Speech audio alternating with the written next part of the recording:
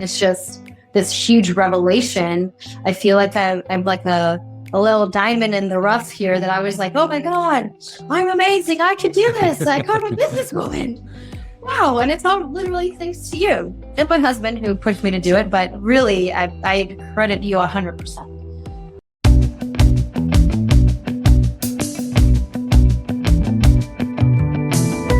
Hello, everyone, and thanks for tuning in to the latest edition of FranCoach's Franchising 101 podcast. I am Tim Parmeter, founder and CEO of FranCoach and your podcast host. Today is kind of a dual episode. It is another episode of our installment, our segment we call In Their Words, which, as you've probably heard me say before, really my favorite segments that we do. Because we're going to hear from FranCoach clients who have become franchise owners. We're going to talk all about their background, what led them to consider franchise ownership, how they navigated the process, which franchise they chose, and how it's gone so far. But this is also part of our March spotlight on women in franchising. And while in the past we have focused on seasoned franchise professionals, just these absolute amazing women, they've been in franchising for a while. This one, we wanted to focus on a brand new female franchise rock star to show the path that you can take. Yes, some of the ones we've talked to have been in this industry for a long time. But what is it like for somebody brand new in this who is going to be amazing? So I wanted to share this story as well. And today's guest is one of the most positive, upbeat, and just genuinely good people I've had a pleasure to work with. Her journey is a bit different than a lot of other franchise owners. And quite honestly, I think it's inspiring. So that's coming up next. But first, a quick reminder of who we are. FranCoach is a national search firm dedicated to working with individuals like yourself interested in owning a franchise. We're partnered with over 600 brands spanning 70 plus industries. Number one goal is to help properly educate you on franchise ownership to determine if you should own one. If so, we're going to find your best fit. That's a little bit about us. Now let's get to our guest. And we are back with our very special, super duper special guest joining us this week on the Franchising 101 podcast, Trudy Flores Reibling. Trudy, thanks for joining us. Hi. Thanks for having me. I am excited to chat with you. I am also a little selfishly a little sad. Do you know why I'm a little sad, Trudy? No, I don't. Because I'm very spoiled. I get to work with smart, successful, amazing people. Then through this entire process for months, and then they sign a franchise agreement. Then you know what happens? They break up with me. Right. Yep. Deuces, they're out and they're like on to the next thing. So I feel like this, like you're going to do the same. But I get one last little like Trudy moment with me. So excited to have you come on and certainly share all of your journey. So really thanks for hopping on here today. Thank you. I believe when we started this journey at some point, I did tell you that it was one of my goals for next year to be on the Franchising 101 podcast. So this is kind of like a little dream come true. Very excited to be here. Nice. Well, we probably need to work on your goal setting to set them up just a little bit higher. But it's pretty high. It's pretty high. At least you checked one off. So give us a little pre-franchise scoop here on Trudy. Okay. Well, background in general, grew up in Mexico, moved to the US, have had a variety of different jobs. One of them was at Penny with Twists, which is a franchise. Another one was with Orange Theory Fitness, also a franchise. So I do have a little bit of familiarity with the concept and following the manual and dealing with corporate, etc., the onboarding process, training. At the time, I never thought that I would own my own franchise. That was not even a thought or, anything that I was looking into. Fast forward many years later, I have a really great husband, and I have my own small business, but I was looking for more. And he's like, why don't you open a business? And because my background was more in teaching, et cetera, I'm like, I don't know anything about business. So I did what everybody does. So I went on Spotify and I looked up a podcast on how to open a business. And you are the first person that popped up. So I went down the rabbit hole of Franchising 101. I think I showed you my list. I have it right here of all of the Franchising 101 episodes that I listened to, walking my dogs and being, home and just realized that franchising was the model that was perfect and right for me. So then I contacted you and here we are. Yeah. And do we remember like and on your notes, your note-taking skills are like you should do a seminar on note-taking and penmanship as you were showing me earlier. But you listen like how many did you listen to before you finally reached out? 1, 2, 3, 4, 5, 6, 7, 8, 9 podcasts before I reached out. Okay. And that's actually quick. Yeah. Well, I was like, now or never, I actually, so I listened to your podcast. I talked to my brother who's also in business and he said, I don't know anything about franchising, but what I can tell you about business is like, do it now. Like he was like, you won't regret it. If anything, you will regret. It's always kind of like, gosh, shoulda, coulda, woulda. Right. And he's like, do it now. Just go for it. I'm like, why not? What do you have to lose? Nothing. If anything, I learned something. I figure out that it's not for me. But I think I started with secrets to finding your franchise match, which was episode 211. I even wrote down the episode numbers, Tim. Oh my gosh, good. I'm going to make you our hype man for this. So excellent. So, but no, and I think it's like that advice that you got and you mentioned was like kind of what our whole process is like, hey, let's just properly educate you on this. Maybe it's not for you. And let's be honest, most people it's not for them at this particular moment. Doesn't mean it won't be down the road, but maybe it is. And so we get going, we kind of go through some of the process, we build out what you're looking for, and we come back and we've got I think 4 franchises we started with right off the bat. Do you remember kind of what that experience was like? Okay, here's the big, here's the big reveal of the brands. Right. Exactly. And I always tell people, hey, there's a good chance you're going to think I'm nuts with one of them. But do you remember what that feeling was like and kind of what went through your mind at that point? Well, I was super excited because I just wanted to hear I'm going to say or see what your interpretation of what I had conveyed to you as like what type of business owner I want to be, what type of clients do I want to have or customers and employees and everything. So that was excellent. And honestly, the best person to tell you this is going to be my husband because he will tell you that you were and he says this to everybody that we share this story to. And I think I've told you before that he likes to say that you listened so well and you really heard me.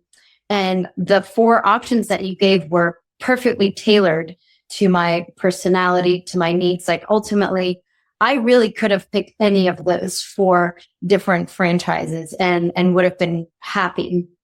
There wasn't really one. I mean, there was one that was like, okay, maybe, but it was still suited to me and my life and my experience. So it was very exciting. It's like, oh, well, yeah. And I also love that what you said was the only thing that you have to do is call them, like just give them one call, I give them one chance and like learn about it. And I also have the notes of every call that I took. But all of this, yeah. No, and we had an interesting mix because we had 2 things that are traditional brick and mortar, 2 things that were not. And usually in that situation, like even if somebody's kind of leaning one way, right? There we go. Look at it. We've got things underlined and highlighted. Yes. Fantastic. I would hold up my iPad so you could read my notes, but you couldn't read my handwriting. So, but it kind of, and again, your openness was amazing to just, again, you embrace the process. Let's learn like it's just a little time, let's learn something new. But there were the two non-retail ones for you. Like it was great to see, but it really kind of confirmed, hey, you like a physical place for you to be able to go, right? Yeah. And then we kind of got down to two. And I don't know if you remember this because this is something I wrote down when we introduced you to those four. I almost always do this just kind of for fun, but rank them, right? The one that you now own, do you remember where it ranked at the beginning? No, let me check my notes. I don't know it. It was, yeah. So, which sometimes, I mean, and I say this and I don't know if people believe it or not, but I'm like, a lot of times it's the one people like the least on that call. But it's rarely the thing that they like the most at that call. So, but we get into this a little bit farther and let's go ahead and do our big reveal. You are now officially the franchise owner of which franchise? Drum roll, Sky Zone Trampoline Park. Okay. And in franchising, I always say, like, we ain't too bright, so it's usually pretty obvious what that is. But Sky Zone Trampoline Park let's put you on the spot. What's your 30-second elevator pitch on Sky Zone? Sky Zone. Now you put me on the spot here. I haven't read that part of the manual yet. Does it have something to do with trampolines, perhaps? Yes, it is. Basically, indoor family entertainment. They are the first and oldest trampoline park franchise in the United States. They've been in business for 20 years. They actually invented the trampoline park. It started with trampoline dodgeball. So that's how it started. And it has morphed into this amazing business that really they focus on fun, exercise, getting kids off of screens, which is kind of a big one, right. But also making it more of an experience for families, not just the kids, but also for the parents to take 90 minutes away from the busyness and go and have fun. Obviously have a great experience, clean place, very clean, high standards. And place that you want to keep coming back to because you had a great time jumping it out and having a great time with your family and friends. Yeah. And getting the kids off the screen is important. Sometimes getting the parents off their butts also, and getting out. And this is, if anybody out there has ever been to a trampoline park that's not Sky Zone, like, it's just this boring little thing. Sky Zone's not messing around. There's a lot of different things in there and activities.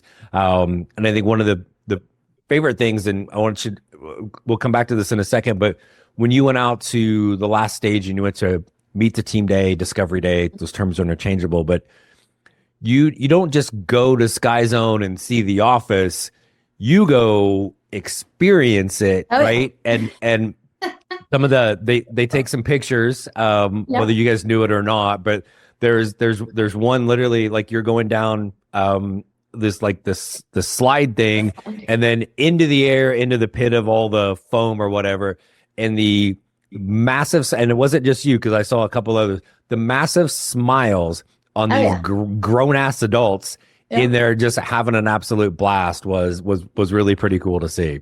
It was one of those days that I like to refer to as a big smile day because you're just smiling all day. And then at the end of the day, you're like, my face hurts from literally my cheeks are sore from smiling so much. It was so fun.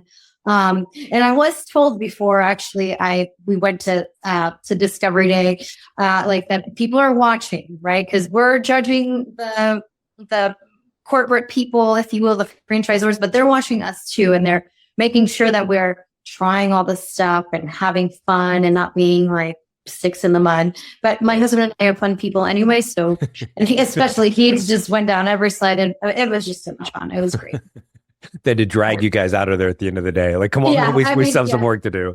Believe it or not, we could keep talking forever. So yes, they were really like, okay, bye. Like we all got to go to other meetings. Right. Excellent. What was some of the things as you went through the process with Sky Zone that for you as a business model really kind of hit home for you that you knew it was the right place? Well, one where we live, we're kind of in Ponte Vedra, kind of southern Jacksonville. There aren't that many indoor family entertainment amenities around here. So for years, my husband and I are like, oh, we've talked about opening a trampoline park or something of that, type of business. Never thinking that we were actually going to do it, but it's like, oh, we could really use this business or that business. Right. We're always kind of driving around and thinking about ideas. And so there is a definite need where we live.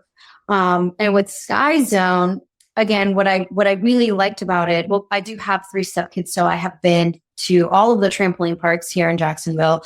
And I'm very familiar with, kind of like, oh, their stuff is broken. I wouldn't use that bathroom. I don't want to sit on this dingy sofa that has like duct tape on it. It smells like feet. I mean, like I'm always watching all of those things. Sounds like my house, Trudy. Well, I if the shoe fits, that's all I got to say. I didn't say anything, right? But the standards, especially because I know our community, the standards for Sky Zone as a business and how it's operated are very high. And so I know the types of people that will be coming to our business, and I know that I'm going to be able to uphold those standards. And again, just everybody seemed very helpful and willing. They have a lot of systems because they've been around for so long. They do have a lot of systems to check your business to make sure that you're moving in the right direction. If you're financially not doing well, they're going to bring somebody in and check it, whatever your employees or like, where is the money going? Like, why are you not making as much money, et cetera. So there's a lot of support there for sure that I also really like about it. Yeah.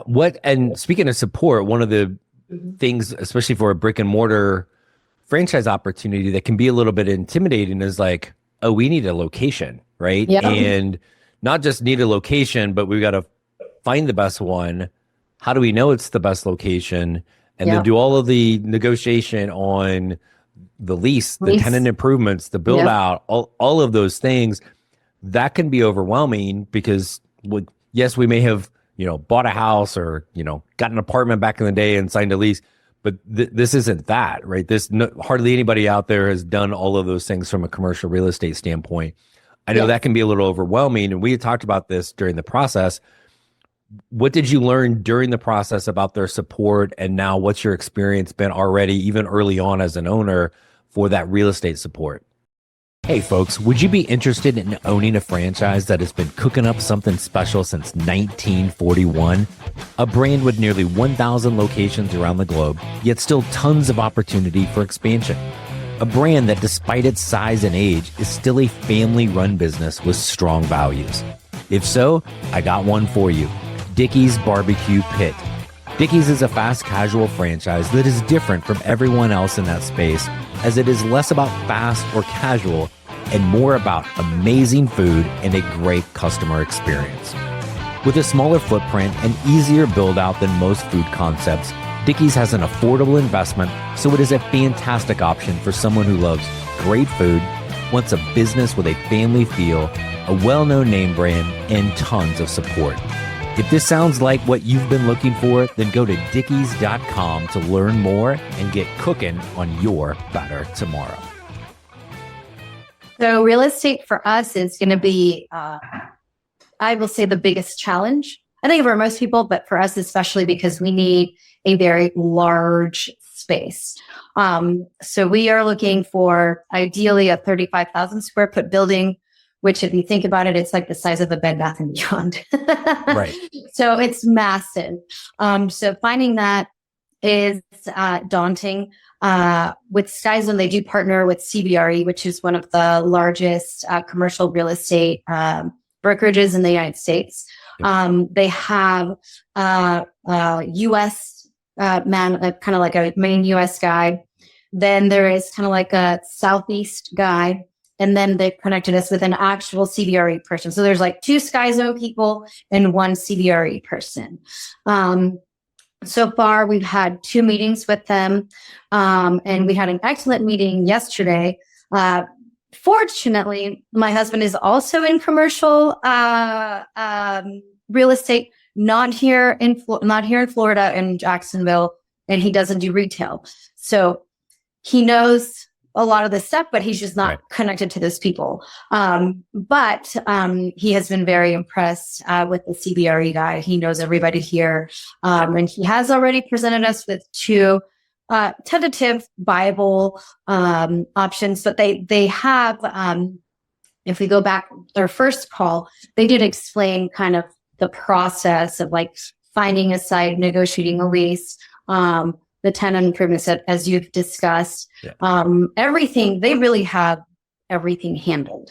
And I know after we signed the franchise agreement, I was given a very detailed kind of path of this person will be in charge for this phase. And this person is like, you're not going to hear from me right now because you're dealing with these people, but I'm still here. Once you've signed your lease, then you do this. Make sure you're talking to your lender. Like there's just, I have a whole app that I use that they're tracking all of the steps, and there's check marks on all the things that I've done or that are coming up. So they're tracking everything, making sure that everything is going to be done. Yeah. And they do to keep you on track, but also to make sure, because it's overwhelming, right?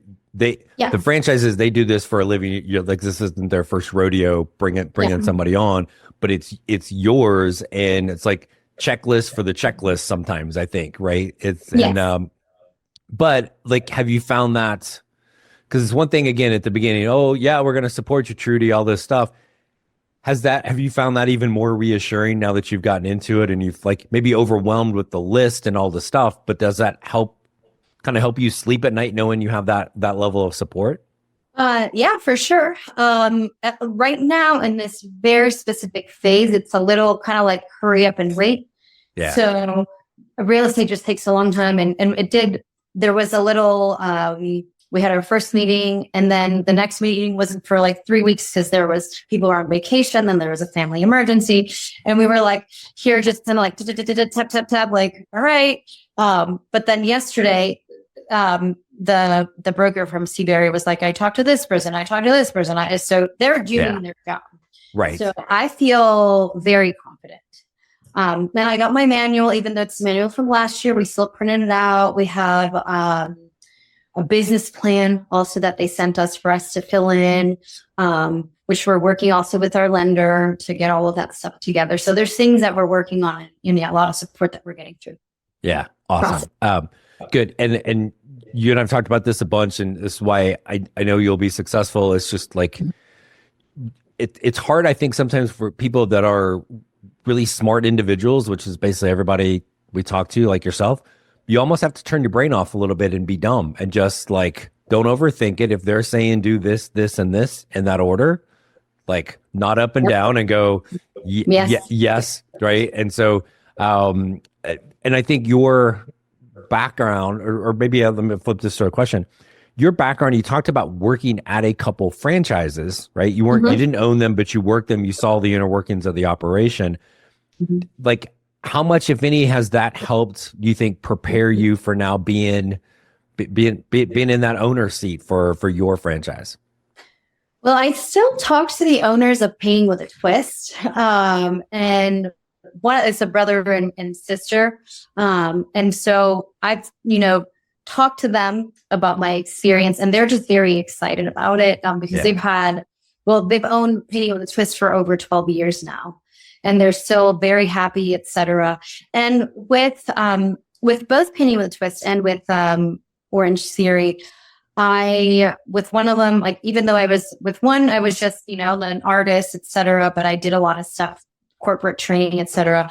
And with Orange Theory, I was head coach at my studio, so I was in touch with like the regional trainers and did conference, and I had to train my staff on like the standards, etc.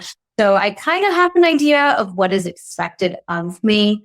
And I told you before that I'm an ultimate teacher's partner, right? So if, like we said, you have to follow the manual and follow the process. And that's how I am. Like if you teach me how to do something, that's what I'm going to do it, because I'm confident that you're going to know how to do it. Right.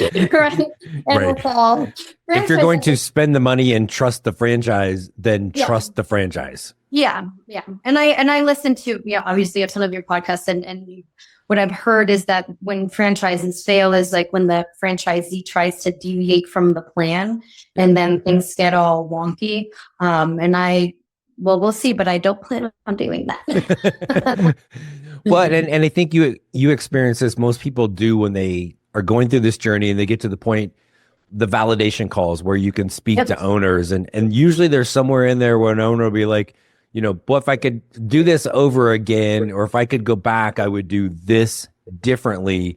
They're almost always essentially ratting themselves out of some place where they did deviate, got back on course. So it's like almost like you might be the exception to this rule, but almost everybody at some point is like, I know you told me that, but I'm going to do this. And then you get kicked in the teeth, and then it's like parent child, right? Like, don't touch the stove, it's hot. Don't touch the stove, it's hot. And then all of a sudden, like, they're screaming because they touched the hot stove. Well, I freaking told you not to do it. So, but that piece will serve you really, really well, is that understanding to follow all of that. And then as we went through this from a process standpoint, was there anything in particular that stood out that really kind of surprised you along the way that you weren't expecting? With Sky Zone or with the process? Either of them. Maybe I surprised myself more than anything. That, to be honest with you, and we had many talks with you and also with Chris Gothi, who was my representative with Sky Zone, where you kept telling me and Chris to be more confident, because I remember like, oh, I'm going to go to Discovery Day and I'm going to be with all these big tech guys, because the people that own, like most of the people in the validation calls are like big tech guys that quit their corporate jobs, and then they had all this money and they're like, we're going to open all these Sky Zones. And then here I am like, yeah, we're going to open a franchise. And so you kept telling me to be confident in that I had it in me to run this business. So I think more than anything, I surprised myself. It's been this journey since October that we've been talking.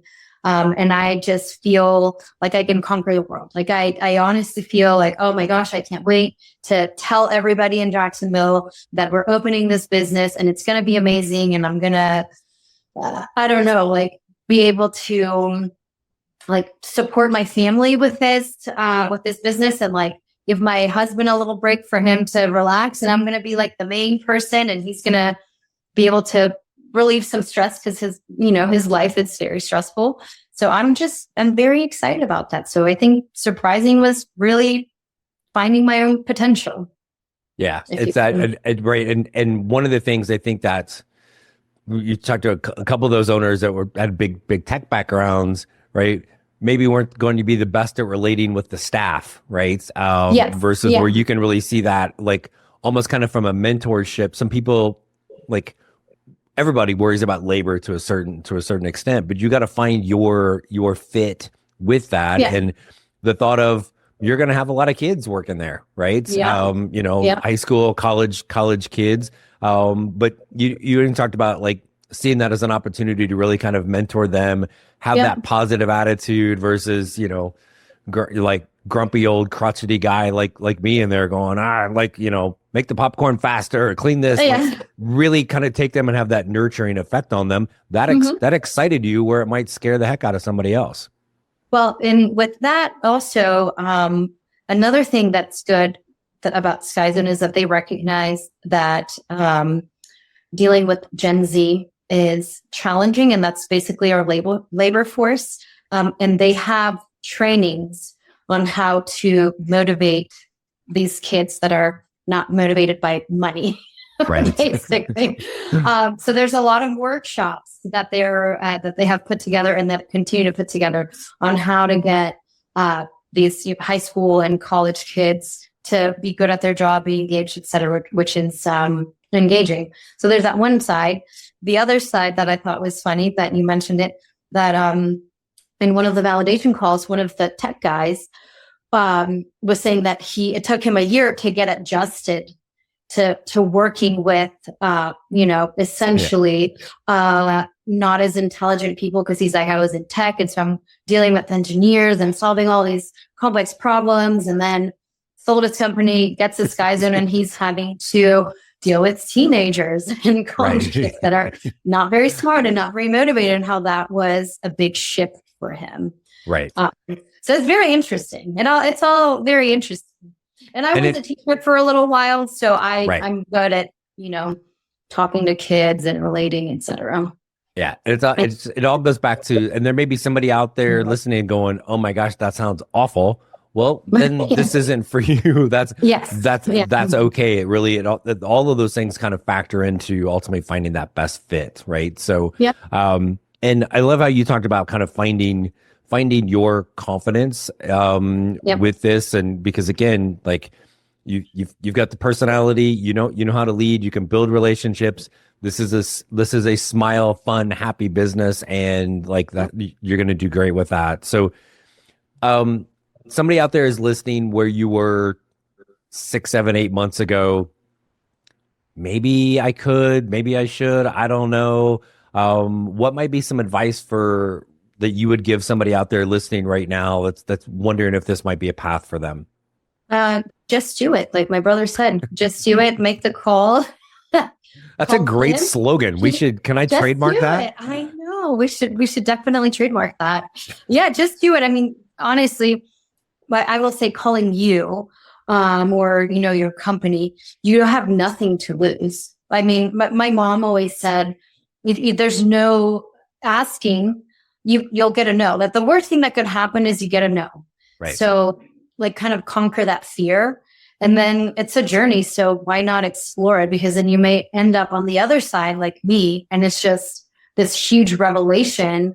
I feel like I'm like a little diamond in the rough here, that I was like, oh my God, I'm amazing. I can do this. I got my business going.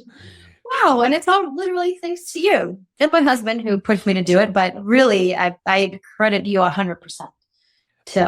Well, thank you. But it is you. You took the courage to get on the phone and realize that, like, hey, you can do this. And part of it is too, is like, could you have done the other ones? Yes. Right. Yeah. But there's always one that jumps out, and when you find that perfect thing, it's cheesy, but it just feels like it. So, it will, like, and I know you and I have talked about this, and I've said this numerous times on the podcast. Guess what? Being a business owner, being a franchise owner, it's hard work. Yeah. Stuff's gonna go wrong. But I think one of the biggest traits that honestly we probably don't talk enough about on this podcast or in franchising in general is just a positive attitude. And you have that times 100, and that's going to pay off well for you, because again, stuff's going to go wrong, right? Like, something's going to break, little Timmy's going to be, show up to work and he's sad because his girlfriend dumped him, or like who knows, whatever teenage drama they've got going on.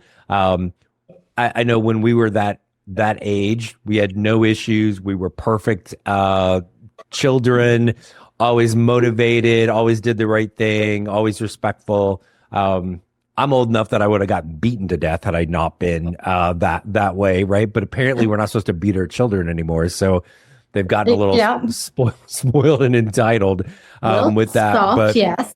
A little soft, exactly. So, but I know you're going to do great with that, and again, I am excited to kick back and watch from the sideline. And when you are open in Jacksonville, my wife and I will make the drive up from Tampa and get our jump on.